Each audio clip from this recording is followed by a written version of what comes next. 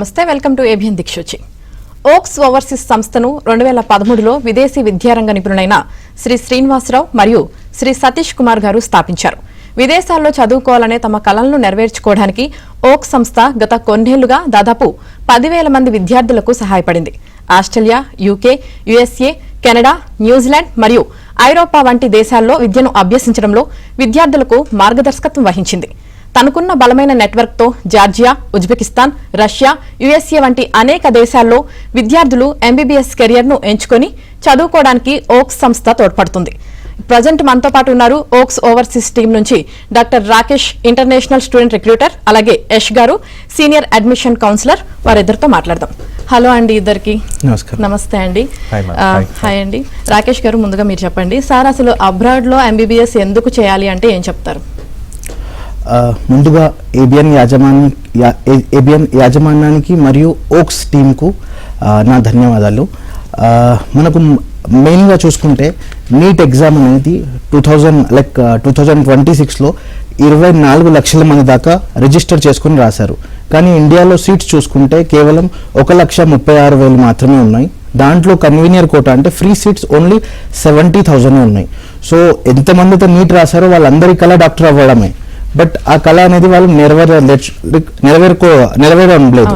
So దానికోసం మనం ఏం చేస్తున్నామంటే ఆల్టర్నేటివ్ ఆప్షన్స్ ఉన్నాయా అని చెప్పేసి చూసుకొని ఏవైతే కంట్రీస్లో ఎడ్యుకేషన్, సేఫ్టీ, సెక్యూరిటీ బాగుండి ఇండియన్ స్టూడెంట్స్ ఆల్రెడీ చదువుతున్నారో అలాంటి కంట్రీస్ అండ్ యూనివర్సిటీస్ చూసుకొని చాలామంది స్టూడెంట్స్ వెళ్తున్నారు. ఇది గత 2002 నుంచి మనకు కంప్లీట్గా MCA medical council of India అనే బోర్డు ఆధ్వర్యంలో ఎలా వెళ్ళాలి, ఏ యూనివర్సిటీస్కి వెళ్ళాలి అనే రూల్స్, రెగ్యులేషన్స్తో వెళ్తూ ఉన్నారు. So there is a proper guidelines, there are proper channels, there are proper universities for Indian students. ఎవరైతే అబ్రాడ్ ఎంబీబీఎస్ చేయాలి అనుకుంటున్న వాళ్ళు వాళ్ళ కళను ఇలా నెరవేర్చుకోవచ్చు.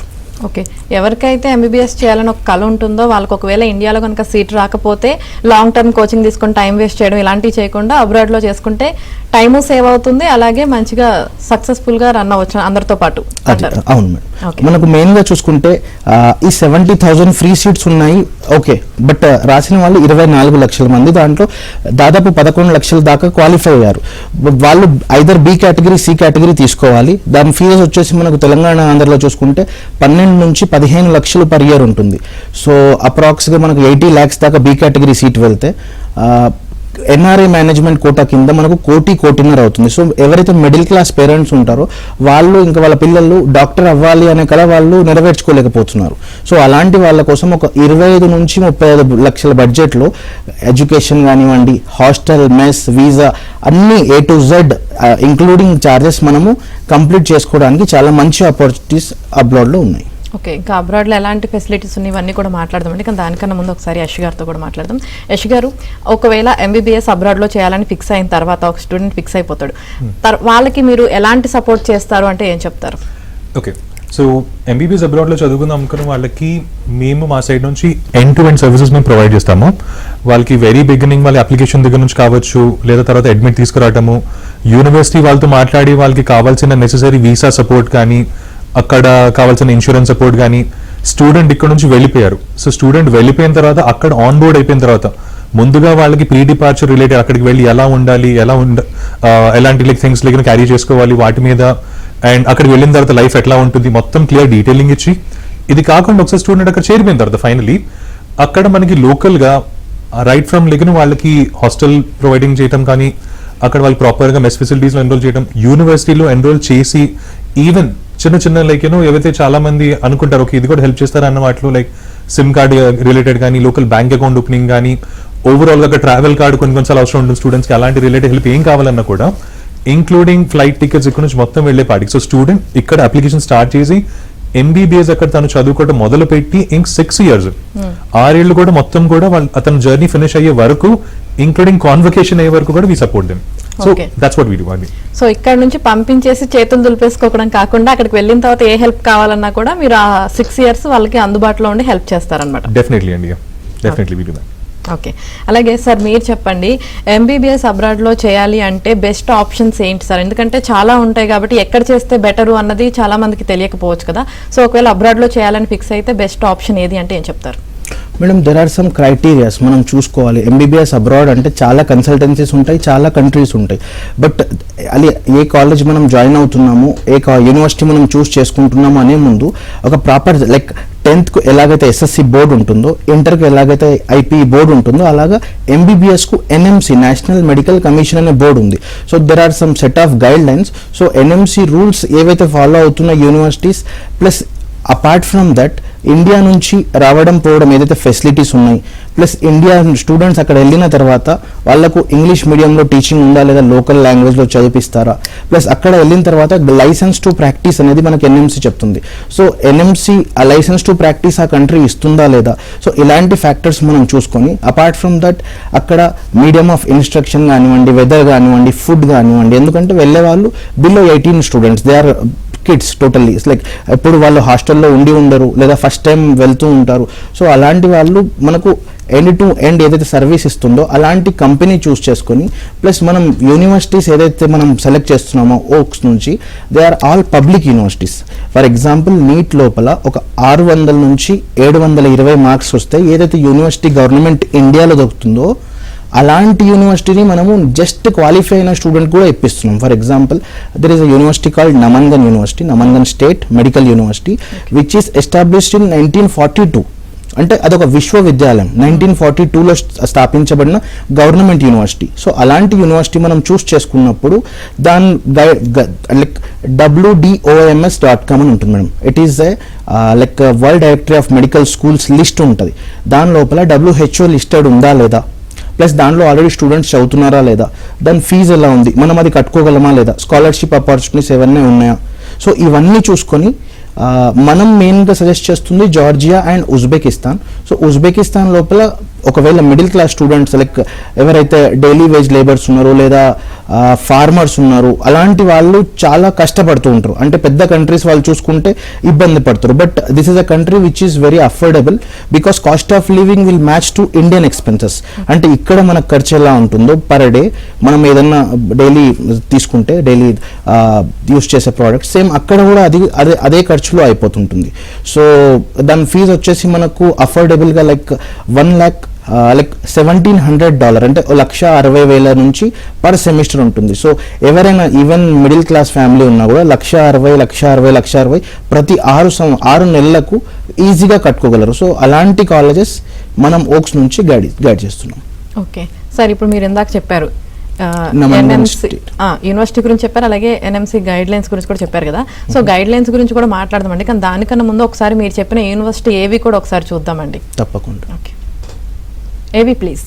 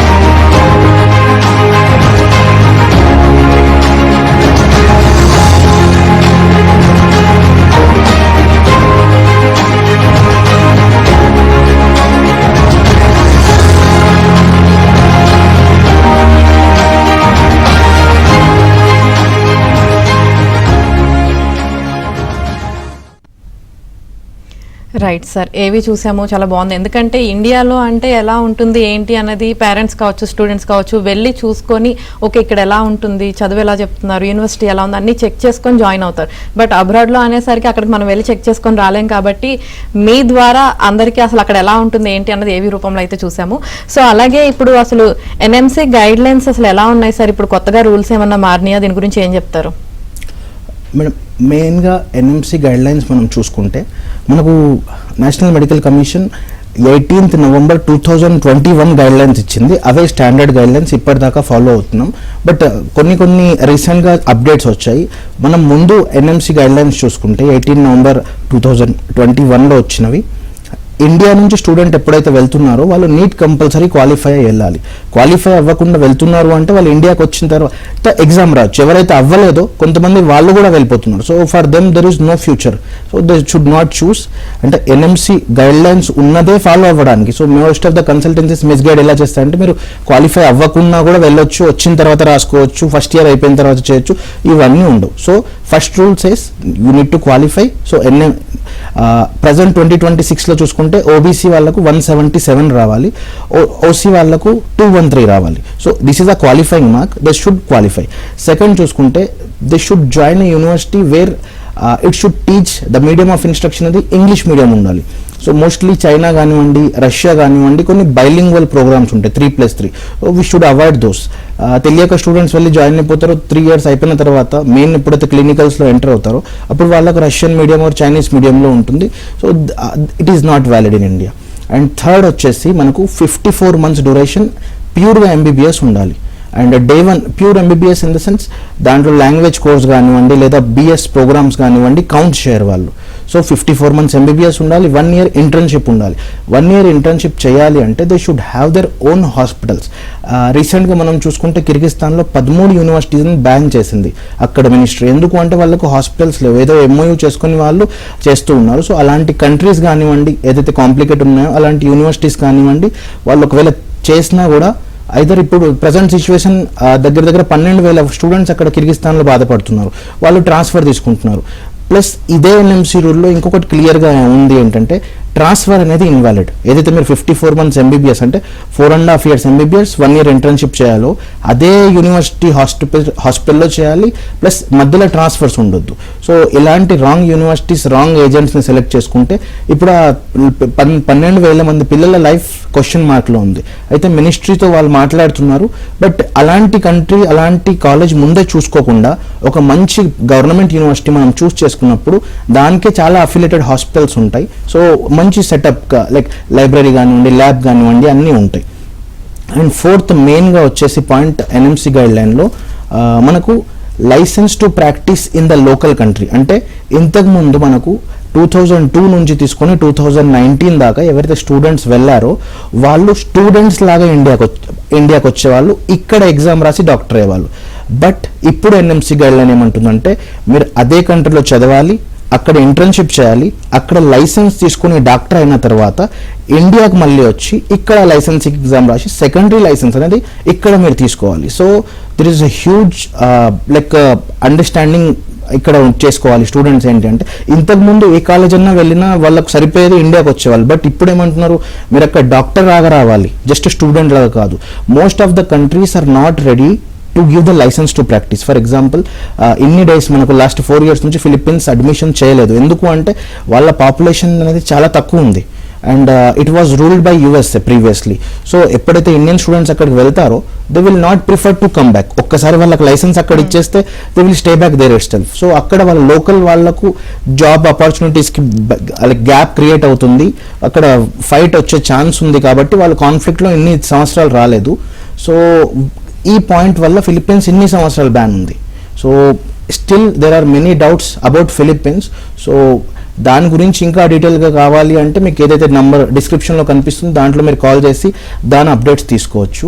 And when it comes to last point ఏదైతే మనం మాట్లాడామో, Georgia as well as Russia and Uzbek, Kazakh, Kyrgyz, Russian sister countries ఏవైతే ఉన్నాయో they are giving licence because the size of Russia is India కంటే 7 times అది పెద్దగా ఉంటుంది. So అదేదైతే follow అవుతుందో వాళ్ళకు ఎంతమంది డాక్టర్స్ వచ్చినా ప్రాబ్లం లేదు. They will accept. అండ్ అదైతే ఫాలో అవుతుందో దాని సిస్టర్ కంట్రీస్ అయిన ఉజ్బెక్, కజాక్, కిర్గిస్ అదే ఫాలో అవుతాయి. So these countries are safe. And previously Georgia was also part of Russia and now it have signed MOU with European nations, so it is considered as European. So ఈ 4 to 5 countries ఈజీగా మనం వెళ్ళొచ్చు. But end of the day you need to check అక్కడ local language. Final year అయిపోయిన తర్వాత licence ఇవ్వడానికి కొన్ని countries exam పెడుతూ ఇస్తున్నాయి, కొన్ని కంట్రీస్ లోకల్ లాంగ్వేజ్లో పెట్టిస్తున్నాయి. కొన్ని ఇంగ్లీష్లో ఇస్తే కొన్ని లోకల్ లాంగ్వేజ్లో. ఫర్ ఎగ్జాంపుల్ రష్యా, మీరు కంప్లీట్ MBBS అయిపోయిన తర్వాత 6 years ఈ తర్వాత ఇంగ్లీష్ మీడియంలో కాకుండా రష్యన్ మీడియంలో ఎగ్జామ్ రాయాలి. అండ్ కొన్ని కంట్రీస్ ఏవైతే ఉన్నాయో లైక్ ఎగ్జాంపుల్ నేపాల్ కానివ్వండి, మారిషస్ కానివ్వండి, లేదా ఉజ్బెక్ కానివ్వండి, ఇలాంటివి వితౌట్ ఎనీ ఎగ్జామ్ డైరెక్ట్గా మనకి ఇచ్చేస్తున్నాయి licence to practise. So better to choose these countries compare with other. Okay sir, మీరు ఇలా చెప్తుంటే చాలా డౌట్స్ వస్తున్నాయి అనమాట. సో ఇంకా మాట్లాడదాం, ఆ డౌట్స్ గురించి కూడా అన్ని అడుగుతాను నేను. అలాగే యష్ గారు, అబ్రాడ్లో చదవాలి అనుకున్నప్పుడు అందరికీ ఒక కామన్ డౌట్ వస్తుంది, ఏంటి అంటే అక్కడ ఇండియన్ ఫుడ్ దొరుకుతుందా, అక్కడ ఫెసిలిటీస్ ఎలా ఉంటాయి, హాస్టల్ ఎలా ఉంటుంది, ఇలాంటి డౌట్స్ కూడా ఉంటాయి కదా. సో దీని గురించి కూడా అలాగే రాకేష్ గారు, సార్ ఇందాక మీరు మాట్లాడుతూ అన్నారు కొన్ని కన్సల్టెన్సీస్ ఏం చేస్తున్నాయంటే నీట్లో క్వాలిఫై అవ్వకపోయినా పర్లేదు, ఫస్ట్ మీరు వెళ్ళి అక్కడ చదువుకోండి, తర్వాత వచ్చి ఇక్కడ రాయొచ్చు అని చెప్పేసి చెప్తున్నారు అన్నారు కదా. సో అసలు అది ఎంతవరకు పాసిబిలిటీ అండి? ఇప్పుడు ఆల్రెడీ కొంతమంది తెలుసో తెలియకో వేరే కన్సల్టెన్సీ ద్వారా అబ్రాడ్ వెళ్ళిపోయి చదువుకుంటూ ఉంటారు. సో ఇప్పుడు అది వర్త్ కాదు అని మీరు చెప్తున్నారు కదా. ఇప్పుడు వాళ్ళ లైఫ్ నెక్స్ట్ ఏంటి అంటే ఏంటండి? క్వశ్చన్ మార్కేనా? వాళ్ళ కెరియర్ నెక్స్ట్ ఏంటి అంటే ఏం చెప్తారు? Madam actually this is a nice question. Problem ఏంటి అంటే మనం వెళ్ళే ముందే ఏ కంట్రీ వెళ్తున్నాము, అసలు ఏ ఏజెన్సీని చూస్ చేసుకున్నాము, ఆ ఏజెన్సీ నుంచి ఆల్రెడీ అక్కడ వెళ్ళిన వాళ్ళు ఎవరైనా ఇండియాలో వచ్చి ప్రాక్టీస్ చేస్తున్నారా డాక్టర్ లాగా ముందు చూసుకోవాలి. మోస్ట్లీ ఏమవుతుంది అంటే తెలంగాణ, ఆంధ్రాలో మనం గమనిస్తే మనం ఆల్ ఇండియా మన ఆఫీసెస్ ఉన్నాయి. మెయిన్గా తెలంగాణ, ఆంధ్రలో చూసుకుంటే చాలామంది పేరెంట్సే సబ్ ఏజెంట్స్ లాగా మారి వర్క్ చేయడం, లేదా అక్కడికి వెళ్ళిన స్టూడెంట్సే కన్సల్టెన్సీస్ పెట్టుకొని మా కన్సల్టెన్సీ నుంచి రాకండి, వాళ్ళు ఏదో ఛార్జ్ తీసుకుంటారు, ఆ 20-30 వేలు సేవ్ చేయడానికి మీరు డైరెక్ట్గా మా కాలేజ్కి వచ్చేయండి అని చెప్పి ఏజెంట్స్ లాగా స్టూడెంట్స్ బిహేవ్ చేయడం.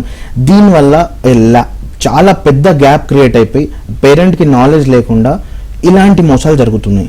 ఇప్పుడు అకార్డింగ్ టు NMC వాళ్ళ గైడ్ లైన్స్ ఫాలో అవ్వకపోతే NMC విల్ నాట్ యాక్సెప్ట్. వాళ్ళు ఒక్కరు వెళ్ళినా, 100 మంది వెళ్ళినా, 10,000 మంది వెళ్ళినా NMC డైరెక్ట్లీ చెప్పేసింది మేము తీసుకోము.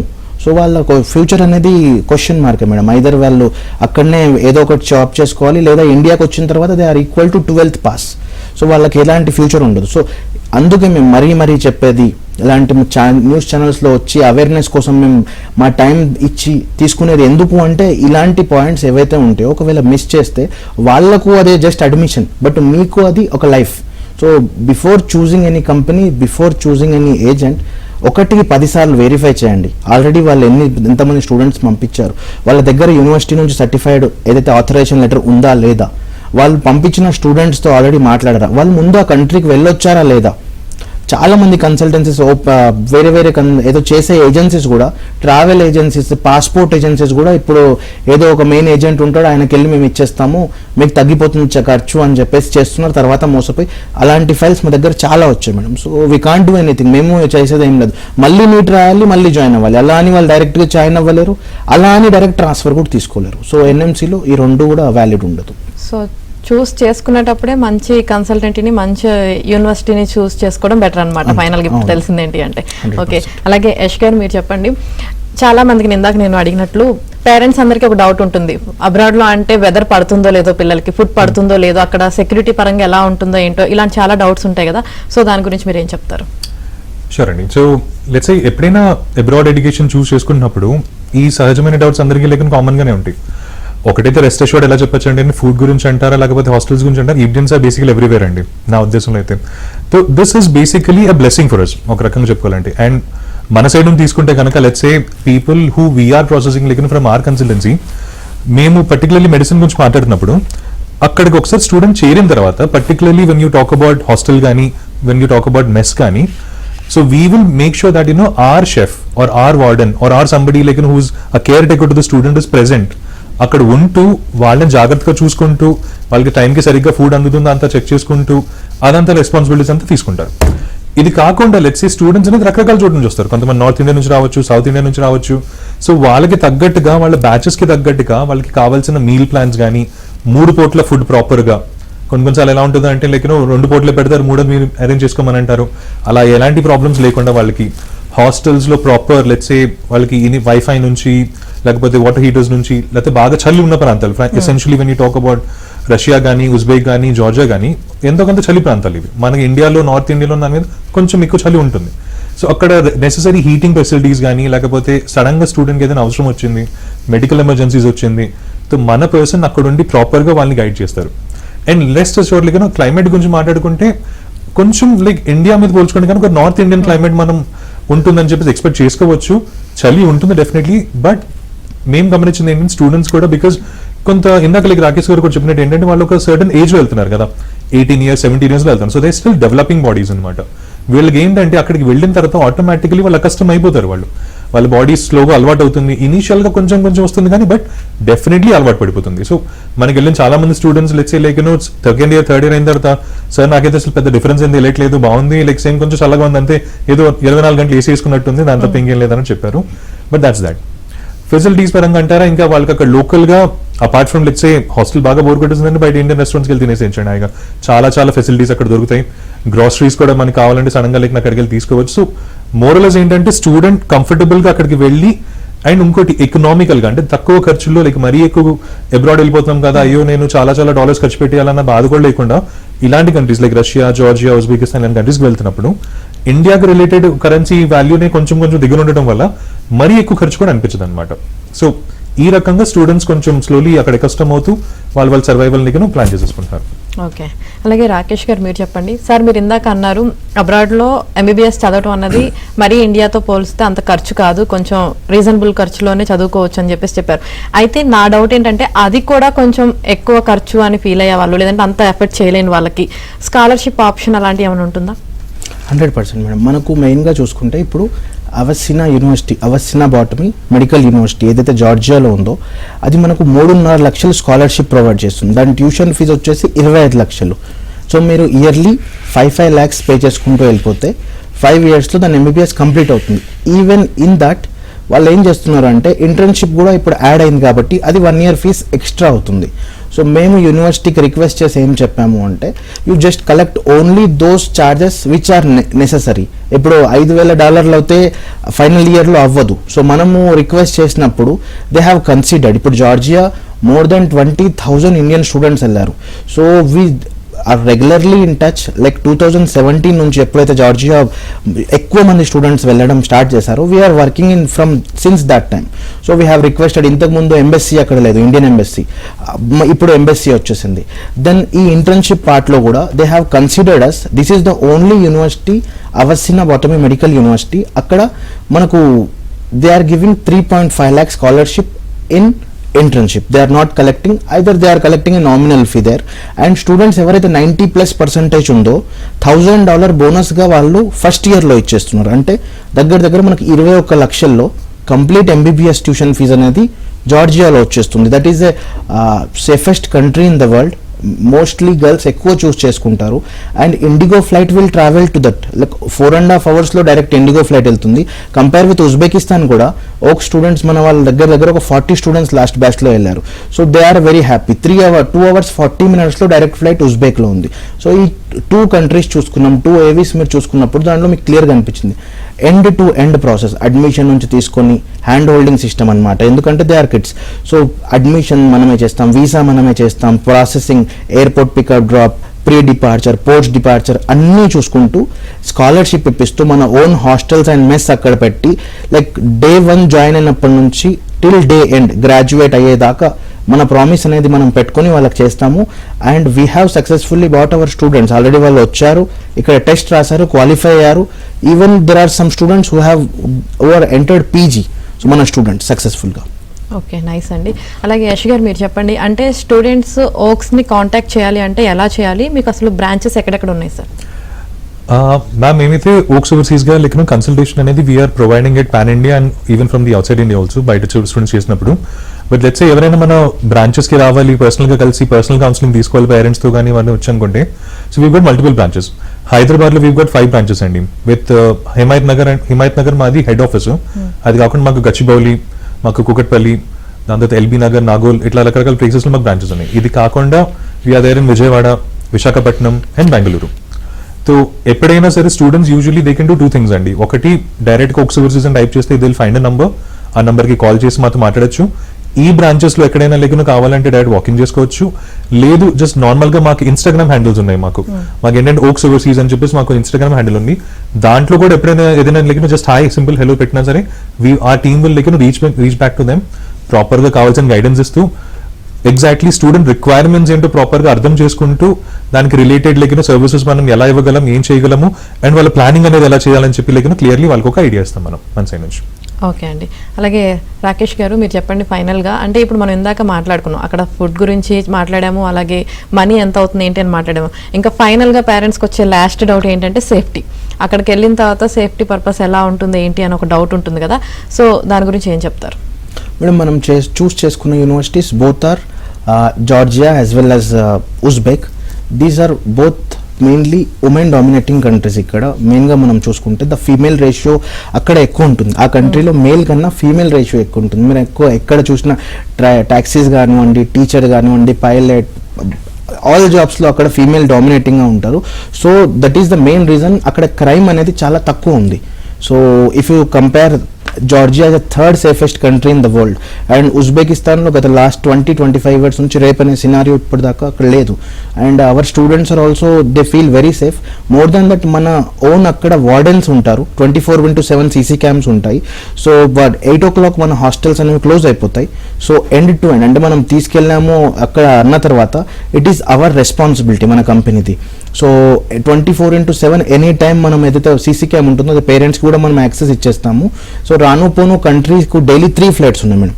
సో దీస్ ఆర్ వెరీ, మనం ఢిల్లీ నుంచి హైదరాబాద్ వస్తే ఎంత టైం పడుతుందో ఢిల్లీ టు యూనివర్సిటీ అంత టైంలో they will reach the university. So these are the safest destinations Asian కాంటినెంట్లోనే ఉంటాయి. ట్రావెల్ కానివ్వండి, లేదా అక్కడ కేరింగ్ కానివ్వండి, academic, non academic every support మనది ఉంటుంది. So we're running a huge institution with huge team. So ఎలాంటి ఛాలెంజ్ వచ్చినా ఎస్ ఛాలెంజెస్ వస్తాయి, but we will stand in front of స్టూడెంట్కి ప్రాబ్లమ్కి మధ్యలో మేము ఉంటాం. So there won't be any issue regarding safety and security. అది మేము హామీ ఇస్తున్నాం. Okay right. Thank you Rakesh గారు, అలాగే థ్యాంక్ యూ యష్ గారు. స్టూడెంట్స్ ఎంబీబీఎస్ అబ్రాడ్లో చదివితే వాళ్ళ కెరియర్ ఎలా ఉంటుంది, ఎలాంటి జాగ్రత్తలు తీసుకోవాలి, ఒకవేళ అబ్రాడ్లో చదవాలంటే ఎలాంటి జాగ్రత్తలు తీసుకోవాలి అన్నీ తెలియజేసినందుకు thank you so much. Thank you. Welcome. Okay, చూశారు కదా, ఇది వాళ్ళ ఏబిఎన్ దిక్సూచి. మరిన్ని అప్డేట్స్ కోసం కీప్ వాచింగ్ ఏబిఎన్.